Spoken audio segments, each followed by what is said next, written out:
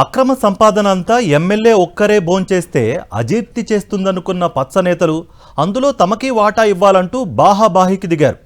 ఎంత తిన్నా జీర్ణం చేసుకోగల సత్తా తనకుందనుకున్న ఎమ్మెల్యే తన అనుచరులతో తన భోజనానికి అడ్డొచ్చిన సొంత పార్టీ నేతలపైకి ఉసుగొలిపారు. దాంతో ఓ ఫైటు.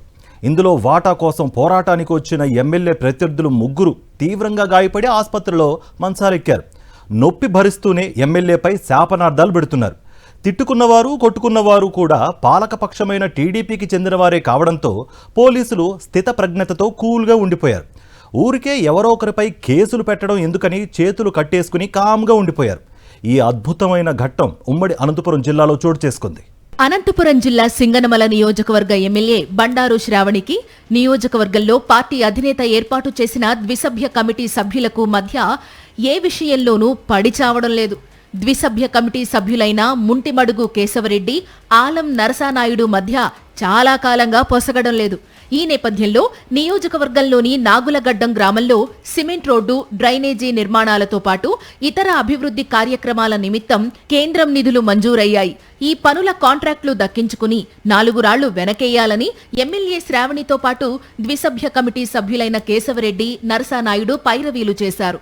అయితే ఎమ్మెల్యే శ్రావణి వేగంగా చక్రం తిప్పి ఒక్క పని కూడా ద్విసభ్య కమిటీ నేతలకు దక్కకుండా చాలా జాగ్రత్త పడ్డారు. అన్ని పనులను తానే దక్కించుకున్నారు. ఈ క్రమంలో ఎమ్మెల్యే వర్గీయులు రోడ్డు నిర్మాణానికి ప్రయత్నించగా కేశవరెడ్డి, నరసానాయుడు వచ్చి అడ్డుపడ్డారు.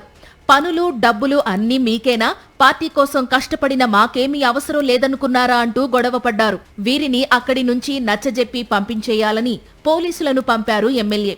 పోలీసులు చెప్పినా ద్విసభ్య కమిటీ నేతలు కదలకపోవడంతో ఎమ్మెల్యే అనుచరులకు వీరికి మధ్య ఘర్షణ చోటు చేసుకుంది. ఇందులో టీడీపీలో ఓ వర్గానికి చెందిన నేతలు రామాంజీ నాయక్, రమేష్ నాయక్, వెంకటలక్ష్మి తీవ్రంగా గాయపడ్డారు.